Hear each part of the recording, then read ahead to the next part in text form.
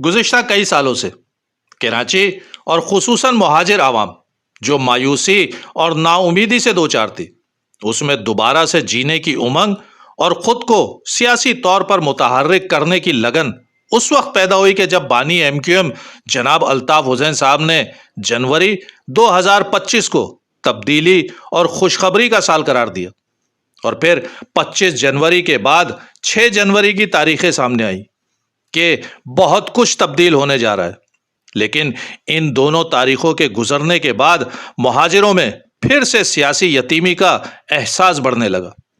اور ساتھ ہی عمران خان کی رہائی اور حکومت سے مذاکرات یا اسٹیبلشمنٹ سے ڈیل کا معاملہ بھی کھٹائی میں پڑ گیا۔ یوں تحریک انصاف ٹرمپ انتظامیہ کے ٹرمپ کارڈ کو بھی حکومت اور ریاست کو دباؤ میں لانے کے لیے ٹھیک طرح سے استعمال نہ کر سکی، اور یوں پیالی میں طوفان اٹھانے والی تحریک انصاف الیکٹرانک میڈیا پر ہی نہیں، سوشل میڈیا پر بھی خاموش ہو کر بیٹھ گئی۔ اور شاید اس خاموشی میں پیکا ایکٹ نے بھی بہت بڑا کردار ادا کیا۔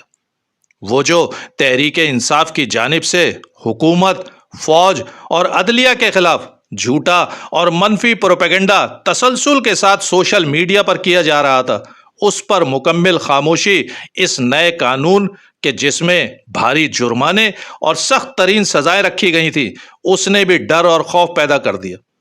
دوسری طرف کراچی جو ان گنت مسائل اور سیاسی انتشار کی وجہ سے لا تعلق ہو چکا تھا، اس میں اچانک سیاسی ابال اس وقت آ گیا کہ جب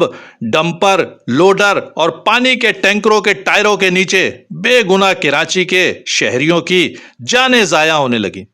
اور ان حادثات میں روز بروز اضافے نے کراچی کے شہریوں کو مزید مشتعل کر دیا۔ ایسے میں سیاسی طور پر ان المناک اموات پر سب سے پہلی اور مضبوط آواز مہاجر قومی موومنٹ کے چیئرمین آفاق احمد صاحب کی اٹھی،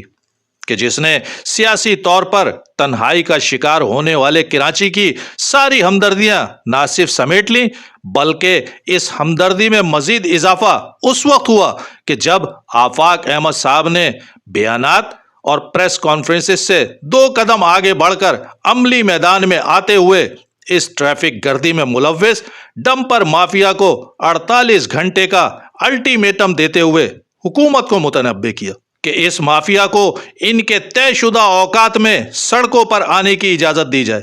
ورنہ انتہائی سخت ترین اقدامات اٹھائے جائیں گے۔ اور پھر ایسا کر کے بھی دکھایا۔ 48 گھنٹے بعد ایم کیو ایم حقیقی کے کارکنان نے اس مافیا کا قبلہ درست کر دیا، اور پھر شروع ہوا مذاکرات کا عمل۔ یوں کراچی نے اپنی ماضی کی روایات کو دہراتے ہوئے کراچی پر قابض غیر مقامی مافیاز کو بڑے عرصے کے بعد اپنی موجودگی کا احساس دلایا۔ اور اس میں کوئی 2 رائے نہیں ہے کہ ڈمپر مافیا کو لگام دینے کے لیے آفاق احمد نے کارکنان کو ہی نہیں، کراچی کی عوام اور مہاجر نوجوانوں کو بھی طویل عرصے کے بعد یکجا اور متحد کیا۔ اور جہاں یہ کریڈٹ آفاق احمد صاحب کو جاتا ہے، وہیں انہوں نے کراچی کی تمام نمائندہ جماعتوں کو بھی ایکسپوز کر دیا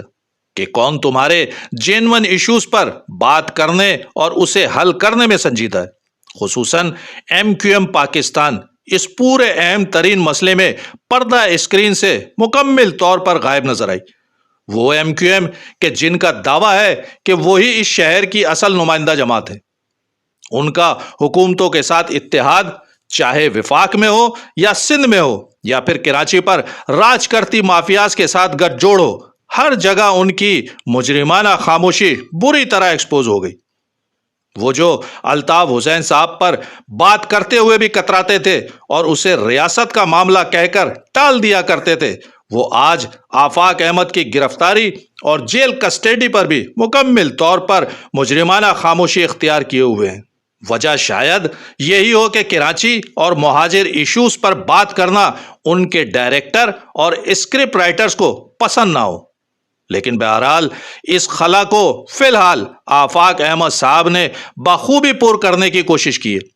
لیکن اس پورے ایپیسوڈ میں ایک بات جو شدت سے محسوس کی جا رہی ہے، وہ بانی ایم کیو ایم اور ان کی رابطہ کمیٹی کی خاموشی ہے۔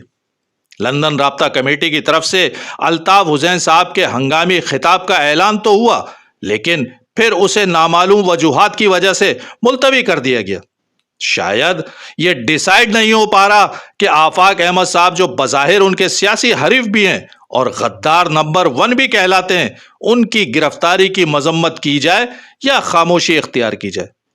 اور شاید اس پورے معاملے میں جو سب سے بڑی رکاوٹ ہے وہ انا ہے،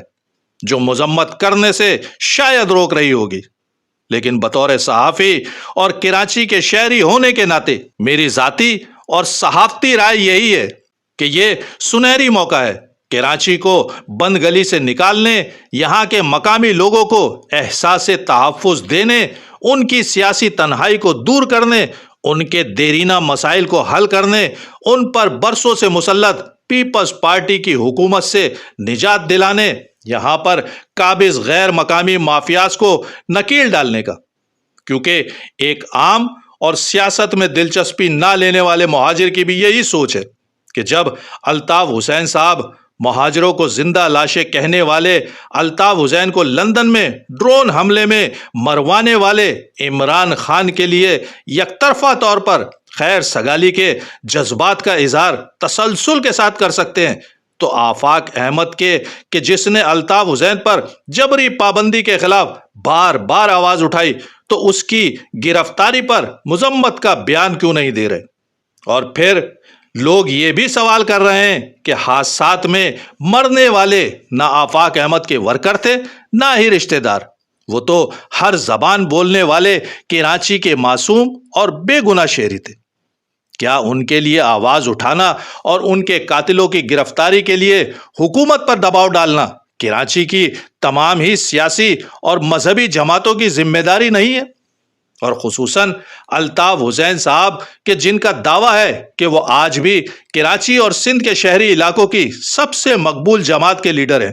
تو کیا انہیں کراچی کے ان خاندانوں کہ جن کے پیارے ان قاتل ڈمپروں کے ٹائروں تلے کچلے گئے ہیں، ان سے اظہار افسوس کے ساتھ اس مسئلے پر بولنے والے ہر لیڈر اور جماعت کے ساتھ نہیں کھڑا ہونا چاہیے؟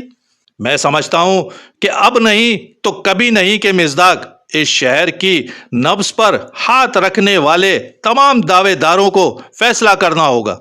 اس شہر کا مسئلہ عمران خان نہیں ہے، بلکہ اس شہر کا مسئلہ اس کا اتحاد اور اتفاق ہے۔ بین الاقوامی حالات کچھ بھی ہوں، اس کے مطابق چلنے اور فیصلے کرنے سے ایک عام مہاجر کا کوئی تعلق نہیں ہے۔ وہ صرف یہ جاننا چاہتا ہے کہ اس کے مسائل کب اور کون حل کرے گا۔ اسے ٹرک کی بتی کے پیچھے کب تک دوڑایا جاتا رہے گا؟ کتنی اور نسلیں اس کی اسی انتظار میں کٹتی اور مرتی رہیں گی کہ آنے والا وقت بہت اچھا ہوگا۔ لہٰذا میری ایک بار پھر یہی گزارش ہے کہ برف کو پگھلنا چاہیے۔ جیت انا کی نہیں، وفا کی ہونی چاہیے، ورنہ شکست پھر قوم کا مقدر بن جائے گی، اور پھر اس شکست کو فتح میں بدلنے کے لیے نہ جانے کتنی اور نسلوں کو قربان ہونا پڑے گا۔